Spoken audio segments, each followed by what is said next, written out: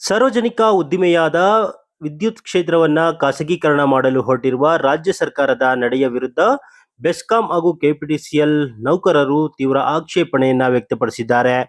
ಈ ಕುರಿತಂತೆ ಹೊಸಕೋಟೆ ನಗರದ ಬೆಸ್ಕಾಂ ಕಚೇರಿ ಬಳಿ ಕೆಪಿಟಿಸಿಎಲ್ ಹಾಗೂ ಬೆಸ್ಕಾಂನ ಕಾರ್ಮಿಕರು ಬೃಹತ್ ಸಭೆಯನ್ನ ನಡೆಸಿದ್ರು.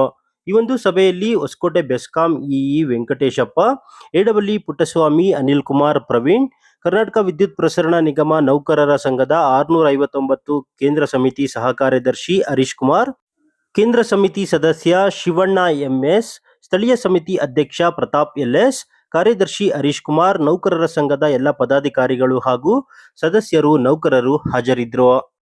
ಇನ್ನು ಈ ವಿದ್ಯುತ್ ಖಾಸಗೀಕರಣ ಅಂದ್ರೆ ಸಾಕಷ್ಟು ಜನರಿಗೆ ಇದರ ಸಾಧಕ ಬಾಧಕಗಳ ಅರಿವಿಲ್ಲ.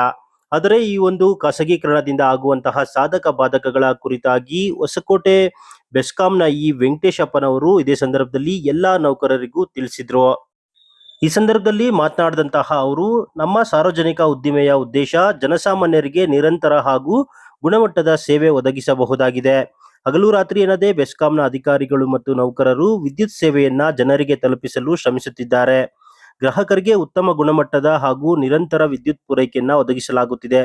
ಪ್ರಸ್ತುತ ಬೆಂಗಳೂರು ಗ್ರಾಮಾಂತರ ಜಿಲ್ಲೆಯ ವ್ಯಾಪ್ತಿಯಲ್ಲಿ ಒಂದು ಮಹತ್ವದ ಸಮಸ್ಯೆ ಎದುರಾಗಿದ್ದು, ಟಾಟಾ ಪವರ್ ಕಂಪನಿ ಲಿಮಿಟೆಡ್ ಸಂಸ್ಥೆಯು ಕೆಇಆರ್ಸಿ ಮುಂದೆ ಪ್ಯಾರಲಲ್ ಲೈಸೆನ್ಸಿಂಗ್ಗೆ ಸಂಬಂಧಿಸಿದಂತೆ ಮೇಲ್ಮನವಿಯನ್ನ ಸಲ್ಲಿಸಿದೆ. ಈ ಪ್ಯಾರಲಲ್ ಲೈಸೆನ್ಸಿಂಗ್ ಜಾರಿಯಾದರೆ ಅದರ ಸಾಧಕ ಬಾಧಕಗಳ ಜೊತೆ ಹಲವು ದುಷ್ಪರಿಣಾಮಗಳು ಉಂಟಾಗುವ ಸಾಧ್ಯತೆ ಇದೆ. ಇದರ ಪರಿಣಾಮ ಗೃಹ ಬಳಕೆದಾರರು, ವಾಣಿಜ್ಯ ಗ್ರಾಹಕರು, ಕೈಗಾರಿಕಾ ವಲಯದ ಗ್ರಾಹಕರು ಹಾಗೂ ಕೃಷಿ ಪಂಪ್ಸೆಟ್ ಬಳಕೆದಾರರ ಮೇಲೂ ಪರಿಣಾಮ ಬೀಳುತ್ತದೆ. ಸಾರ್ವಜನಿಕ ಹಿತಾಸಕ್ತಿಯನ್ನ ಗಮನದಲ್ಲಿಟ್ಟುಕೊಂಡು ಈ ವಿಷಯನ್ನ ಗಂಭೀರವಾಗಿ ಪರಿಗಣಿಸಬೇಕಾಗಿದೆ. ಬೆಸ್ಕಾಂ ಒಂದು ಸಾರ್ವಜನಿಕ ಉದ್ದಿಮೆಯಾಗಿದ್ದು ಜನಸೇವೆ ಇದರ ಮುಖ್ಯ ಗುರಿಯಾಗಿದೆ. ಸಾರ್ವಜನಿಕರೊಂದಿಗೆ ನೇರ ಸಂಪರ್ಕ ಹೊಂದಿರುವ ಈ ಸೇವೆಯನ್ನು ಯಾವುದೇ ಕಾರಣಕ್ಕೂ ದುರ್ಬಲಗೊಳಿಸಬಾರದು. ಜನರಿಗೆ ನಿರಂತರವಾಗಿ ಸೇವೆ ಸಿಗುವಂತೆ ವ್ಯವಸ್ಥೆ ಮುಂದುವರಿಯಬೇಕು. ಆದ್ದರಿಂದ ಟಾಟಾ ಪವರ್ ಕಂಪನಿ ಸಲ್ಲಿಸಿರುವ ಪ್ಯಾರಲಲ್ ಲೈಸೆನ್ಸಿಂಗ್ ಅರ್ಜಿಯನ್ನ ರದ್ದುಗೊಳಿಸುವಂತೆ ಸರ್ಕಾರ ಮತ್ತು ಕೆಇಆರ್ಸಿಗೆ ಮನವಿ ಸಲ್ಲಿಸುವ ಕುರಿತು ಅರಿವು ಮೂಡಿಸಲು ಹಾಗೂ ವಿವಿಧ ಸಂಘಟನೆಗಳ ಪದಾಧಿಕಾರಿಗಳೊಂದಿಗೆ ಚರ್ಚಿಸಲು ಈ ಸಭೆಯನ್ನ ಕರೆಯಲಾಗಿದೆ ಎಂದು ಕಾರ್ಮಿಕರಿಗೆ ಹಾಗೂ ನೌಕರರಿಗೆ ಒಂದು ಜಾಗೃತಿಯನ್ನ ಮೂಡಿಸಿದ್ರು. ಹೊಸಕೋಟೆ ವಿಭಾಗ ವ್ಯಾಪ್ತಿಯಲ್ಲಿ ವಿವಿಧ ಸಂಘಟನೆಗಳ ಪದಾಧಿಕಾರಿಗಳು ಹಾಗೂ ಅಧಿಕಾರಿ ಮತ್ತು ನೌಕರರ ಮಿತ್ರರು ಈ ದಿನ ಸೇರಿರೋ ಉದ್ದೇಶ, ನಮ್ಮ ಏನು ಸಾರ್ವಜನಿಕ ಉದ್ದಿಮೆ ಇದೆ, ಸಾರ್ವಜನಿಕರ ಸೇವೆಯಲ್ಲಿ ನಿರಂತರವಾಗಿ ಹಗಲು ರಾತ್ರಿ ಕಾಣದ ಶಕ್ತಿ ಅಂದ್ರೆ ನಮ್ಮ ವಿದ್ಯುತ್ ಶಕ್ತಿ ಕಾಣೋದಿಲ್ಲ ಕಣ್ಣಿಗೆ, ಅದರ ವಿರುದ್ಧ ಹಗಲು ರಾತ್ರಿ ನಿರಂತರವಾಗಿ ಹೋರಾಡ್ತಾ ಇದ್ದೇವೆ.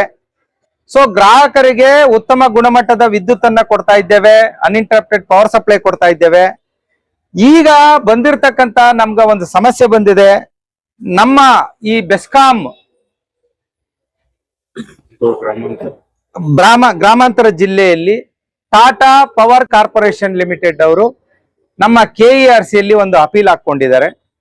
ಪ್ಯಾರಲಲ್ ಲೈಸೆನ್ಸಿಂಗ್ ಗೆ ಅಪೀಲ್ ಹಾಕೊಂಡಿದ್ದಾರೆ. ಸೊ ಪ್ಯಾರಲಲ್ ಲೈಸೆನ್ಸಿಂಗ್ ಅಪೀಲ್ ಹಾಕೊಂಡಿರೋದ್ರಿಂದ ಅದರ ಸಾಧಕ ಬಾಧಕಗಳು, ಅದರ ದುಷ್ಪರಿಣಾಮಗಳೇನಾಗ್ತದೆ, ಗ್ರಾಹಕರಿಗಿರ್ಬೋದು, ವಾಣಿಜ್ಯ ಗ್ರಾಹಕರಿರ್ಬೋದು, ಆಮೇಲೆ ಇಂಡಸ್ಟ್ರಿಯಲ್ ಗ್ರಾಹಕರಿರ್ಬೋದು, IP ಸೆಟ್ ಕೃಷಿ ಗ್ರಾಹಕರಿರ್ಬೋದು, ಅದರಿಂದ ಏನ್ ಸಮಸ್ಯೆ ಆಗ್ತದೆ ಅದನ್ನ ಎಲ್ಲ ನಾವು ಚರ್ಚೆ ಮಾಡಿ ಈ ಪ್ಯಾರಲಲ್ ಲೈಸೆನ್ಸಿಂಗ್ ನ ರದ್ದುಪಡಿಸಬೇಕು. ಸಾರ್ವಜನಿಕ ಉದ್ದಿಮೆ ಏನಿದೆ ಸಾರ್ವಜನಿಕರಿಗಾಗಿ ನಿರ್ಮಿತವಾಗಿರೋದ್ರಿಂದ ಸಾರ್ವಜನಿಕರ ಒಂದು ನೇರ ಸಂಪರ್ಕ ಕಡಿತಗೊಳ್ಳಬಾರದು. ಇದು ನಿರಂತರವಾಗಿ ನಡಿಬೇಕು.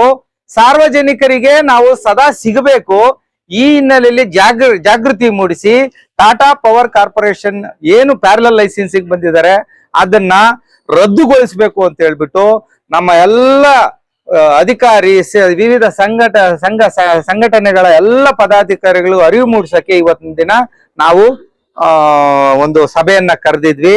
ನಾವು 23ನೇ ತಾರೀಕು ಹಿಯರಿಂಗ್ ಇರೋದ್ರಿಂದ ಎಲ್ಲ ಸಾರ್ವಜನಿಕರು ಏನಿದ್ದಾರೆ, ಕಮರ್ಷಿಯಲ್ಲು, ಇಂಡಸ್ಟ್ರಿಯಲ್ಲು, ಕೃಷಿಕರು, ರೈತಪರ ಸಂಘಟನೆಗಳೇನಿದೆ, ಕನ್ನಡ ಚಳುವಳಿ ಸಂಘಟನೆಗಳಿದೆ, ಇವ್ರಿಗೆಲ್ಲ ಈಗಾಗಲೇ ಅರಿವನ್ನ ಮೂಡಿಸಿದ್ದೇವೆ.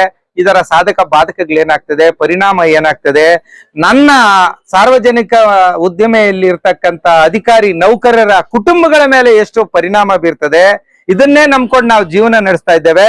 ಮುಂದಿನ ದಿನಗಳಲ್ಲಿ ನಾವು ಬೇರೆ ಎಲ್ಲಿ ಹೋಗಕ್ ಆಗೋದಿಲ್ಲ. ನಮ್ಗಿದೇ ಜೀವನ.